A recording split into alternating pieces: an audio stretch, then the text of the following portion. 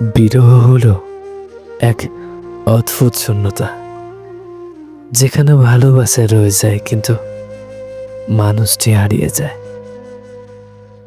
অভ্যাসগুলো বদলায় না, শুধু যার জন্য অভ্যাসগুলো ছিল সে আর পাশে থাকে না।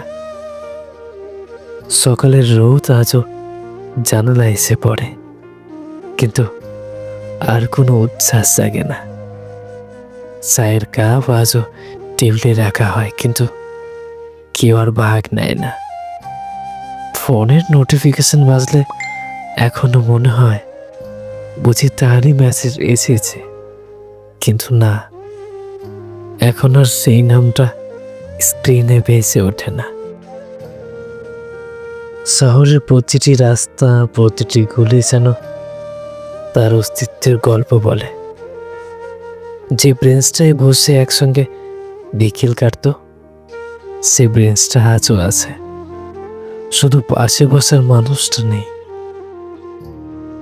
বাতাসে আজও গায়ের চেনা গন্ধ খুঁজে বেড়ায় মন, কিন্তু কিছুই পাওয়া যায় না।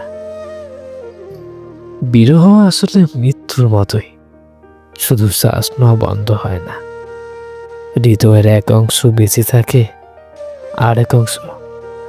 আরেক অংশ একটা শূন্যতার মধ্যে ডুবে যায়। সময় হয়তো সামনে এগিয়ে নেয়, কিন্তু কিছু অনুভূতি কখনোই পূরণ হয় না। আজকের এই ছোট্ট স্টোরিটি তোমাদের কেমন লাগলো?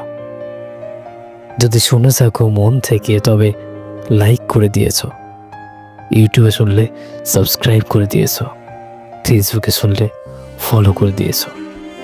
আমি চাই তোমরা ফলো অথবা সাবস্ক্রাইব করে যাও। আমি চাই আমার করা যে কোনো ভিডিও তোমাদের হোম লিস্টে যেন সবার আগে পৌঁছায়, আর সবার আগের কমেন্টটা আমি যেন তোমাদের কাছ থেকে উপহার হিসেবে পাই।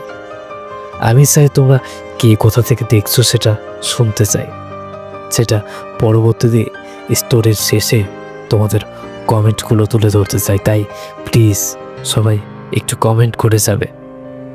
দেখা হচ্ছে পরবর্তী কোনো স্টোরিতে। ততক্ষণ পর্যন্ত ভালো থাকবেন, সুস্থ থাকবেন। বয়েজে ছিলাম আমি কুশ দাস। দেখা হচ্ছে পরবর্তী স্টোরিতে। টাটা।